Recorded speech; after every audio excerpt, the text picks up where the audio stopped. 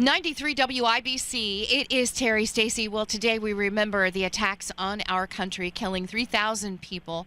First responders are still dying, in fact, from the effects of the toxic air as they search for survivors in the rubble in New York City. Joining us now is Gene Jones. Gene is a lifelong entertainer who lived in Manhattan during the 9/11 attacks. And Gene, what a pleasure to meet you. How are you? Very good. Nice to meet you as well. Gene is also the Pulitzer Prize nominated, is also the author of the, Pulitzer Prize nominated book called Younger and Wiser, Peaceful Words for a Troubled World, which I would imagine is a book that's timeless. It was probably important years ago and is important today and will continue to be important. Younger and Wiser, Peaceful Words for a Troubled World. So, Gene, where were you? Were you at home in Manhattan that morning of 9/11 in 2001? I was. Actually, I was fast asleep when the first plane hit, and my girlfriend at the time, who is now my wife, called me on the phone and said, "Turn on your TV." And I turned on the TV, sat bolt upright. And I have to say, the interesting thing is at the beginning, it was a confusion was the feeling that we had, because at first we thought some pilot just mistakenly flew into the trade towers. What was wrong with him?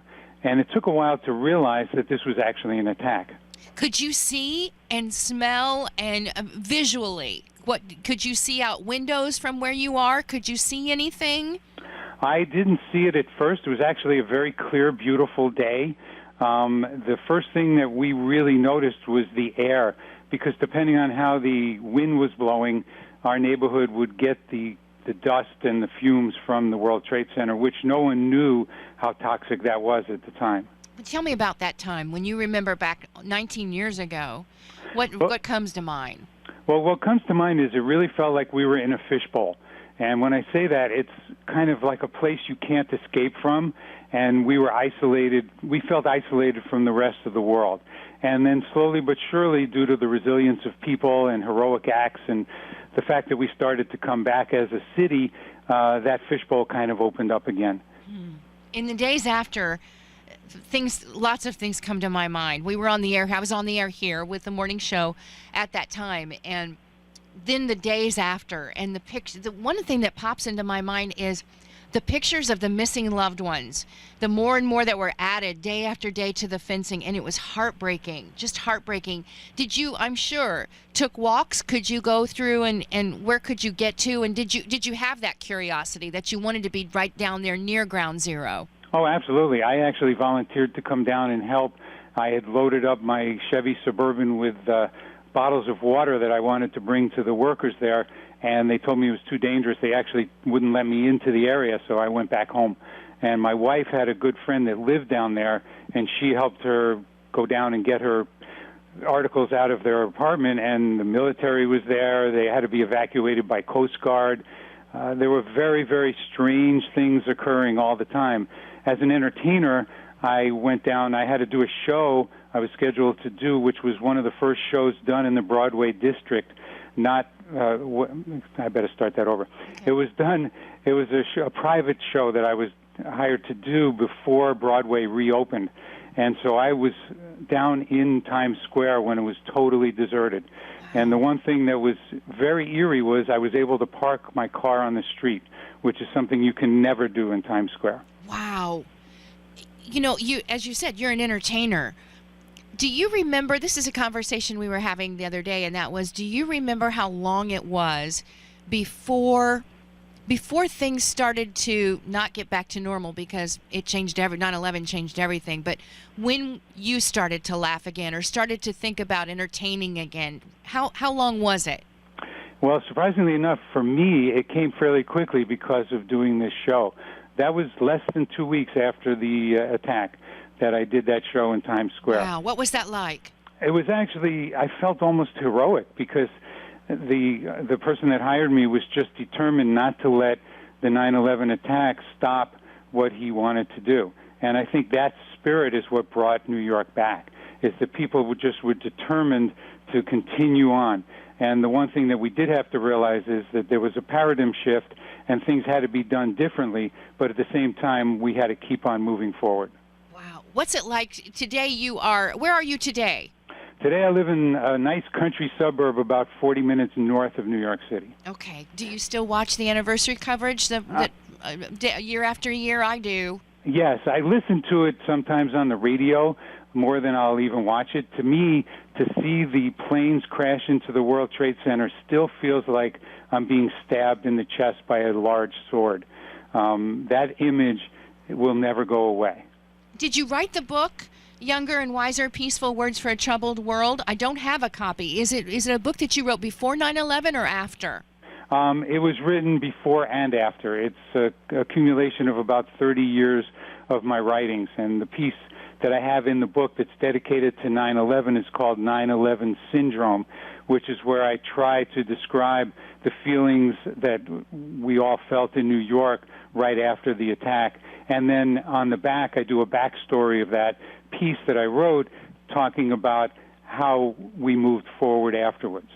How did we move forward? How would you describe that when we moved forward and how long it took? And I mean, it was, I remember that it seems like it was entertainment that brought us all some peace, and that was whether that was a baseball game.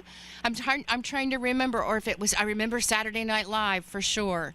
But when did we move forward, or describe that for us, if you would? Well, I think we moved forward in a lot of different ways, and at first it was little pieces here and there, and then the momentum kind of picked up. It took a long time for them to clear the rubble, and what people who didn't live in New York probably don't realize is the rubble smoldered for weeks, and I think even months.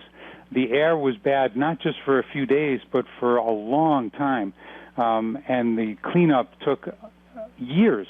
So these things were not things that just happened in one day and then were over. I sometimes look back and compare it to what happened in World War II when our military base in Hawaii was attacked. Yes. But that was over there, and I think that was the big paradigm shift that our country started to realize is this was the first time on our soil that we were vulnerable in our own homes. And that was a huge thing to realize. So I would say the healing still goes on today, but it goes into a different kind of level. Now the healing is not as much physical as it is mental. This is Gene Jones. He's the author of the Pulitzer Prize-nominated book, Younger and Wiser, Peaceful Words for a Troubled World. He was in Manhattan on the day our country was attacked 19 years ago. The book does have a piece, as he just mentioned, about 9/11. And, you know, this book, as I said, I think it's timeless because we are in a troubled world, and our country is so divided right now. You know, what are your thoughts on what you're seeing happen in our world today and in our country? I'm glad you asked that question, because that's really what my book tries to deal with, is the idea of bringing people together rather than allowing them to divide. And I think that there are phases after a traumatic incident. It could be Hurricane Katrina, it could be the wildfires in California, it could be the 9/11 attack, it could be the pandemic.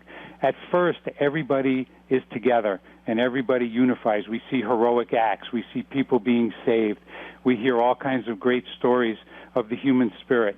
And then at some point, people start to splinter into their own individual agendas. And I think that's what we really have to take as the lesson of 9/11, and we have to also apply that to what's going on with the pandemic today, that we really need to stick together as a world community, as a national community, not to just have agendas from different localities and different individuals. Yeah, he says America needs creative healing. Creative healing. How do you describe creative healing? Well, that's the application of creativity to the healing process. And that could be physical pain. It could be any kind of traumatic incident. We need to think outside the box. We need to use certain creativity traits, which I actually added onto my book, a free PDF download on the 9 pillars of creativity. And those are the 9 traits and aspects that people can use to become more creative in building a more fulfilling life. Gene has had an incredible life. He really has. He's done it all and entertained celebrities from John Belushi and Melanie Griffith to Martha Stewart. who is am I right? Martha Stewart just keeps reinventing herself and stays very relevant. I'm amazed at Martha Stewart.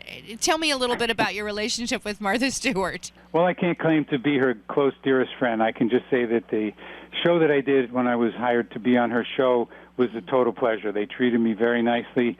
They actually hired me after President Obama was elected. They did an inaugural show on the day of his inauguration. And so they hired me to do not a specific show about him, but on presidential history. So I created my trivia game show adapted to the presidential history, and we did a segment there, and it was really a great experience. Gene has been a president. He was even the president of the International Jugglers Association. But I think this is interesting, too. You taught Gene Simmons of KISS how to eat fire. That was a long time ago, and I didn't even know he was Gene Simmons at the time. No? Well, here's what happened. I was hired to be a fire eater, which was something I was doing at the time. As an entertainer, I had a 6-minute flash act, they call it, where I did a fire-eating dance. And I was supposed to be the MC, so I had to do my act and then introduce a group called KISS, which I had never heard of. This was in the 1970s, before they were very famous. It was in a theater in Flint, Michigan. And so I was doing my rehearsal because I always had to check the stage to make sure I didn't trip on a wire or anything. And they came in to do their rehearsal after me, and they were already in makeup. So I was looking at 4 guys with these wild makeup on their face, wondering who they were. And a man came up to me, one of the 4, and said, "Hey, can you show us how to do that?" And I said, "Sure." So he gave me $50, and we went out back of the theater, and I taught the band KISS how to eat fire. You know, you look back on all of that stuff. Tell me one of your favorite, the most fun you've ever had, because you've surely had some fun in your life with all of this background. Tell me about one of the most fun you've ever had. Well, I'm going to make this a little generic. I hope you don't mind. I don't mind. My whole career was so much fun. Every aspect of it, from being a character actor to being a fire eater and juggler on the road, touring colleges, and now doing the game show. But the one thing when you ask me that stands out, it's just a little segment of a show I did a long time ago, one of my game shows, where a woman seemed not to be engaged in the show. So I said something to her that started something that got very funny. I said to her, the look on your face is like your cat just died. And the woman looks up at me and says, "My cat just did die." Oh, my gosh. So the whole audience just completely hushed and looked at me like, "What are you going to do now?" Oh, my gosh. So I decided, I said, "Well, what was your cat's name?" And she told me the cat's name, so I said, she won the prize for getting the trivia question right. And then I let her do a eulogy for her cat. Oh. And that segment of the show was such a huge success that the audience was just enthralled for the rest of the show. But I just never forget that woman saying to me, "My cat just died." Wow, Gene, how did you get your big break? Well, it wasn't really one big break. It was just a series of events. And as I write in this 9 pillars of creativity, one of the pillars is openness, and that's the openness to change. It's good being a good listener. Yeah. It's the willingness to try new things. So I went through a phase when I was in my 20s where I just said yes to everything. And all these interesting experiences and opportunities just started to avail themselves to me. And I took advantage of it. And fortunately, when I followed these leads up, they led to something. So I wouldn't say I had one big break, but it was a lot of hard work, a lot of practice for the skills that I needed to have. But more than anything, it was just the willingness to keep trying new things. Gene has performed live at over 2,500 events. He's been on national television. He was the host of Give Me a Hint trivia game show. Still to this day, I have to tell you, Gene, I've been here at WIBC for 35 years. And I wanted to be a zookeeper. I just fell into different spots, and somehow or another, somebody put me on the radio. So for this long, I've been doing radio. But I have to tell you that I still get nervous almost at every MC event I have, and I know you have MC'd and hosted lots of events. Do you still get nervous from time to time? Does anything scare you anymore, or is that all out of your system? Well, the truth is that after a certain period of time, I started to realize I was more comfortable on stage doing my show than talking to people in general. Yeah. So the stage became my home, and I think the key is to realize that the audience is your friend. They came there to have a good time. They didn't come there to criticize you. And if you're confident in your material, and I actually work without a script, so it's pretty dangerous in terms of getting up there. But at the same time, it gives me such freedom to improvise, and that's really the key to what I do. Oh, boy. You've had an incredible life. What do you still want to do? I really like writing and helping people. That's what I'm dedicating the rest of my career to, is trying to spread whatever insights and positive ideas I have to whoever's interested in learning. I coach a lot of young people in how to get their skill level up and have success in their careers, and also help people with their interpersonal relationships. Well, I'll tell you, I've talked your ear off. I didn't mean to do that, but you have got such a background. I know we could spend a lot more time with you.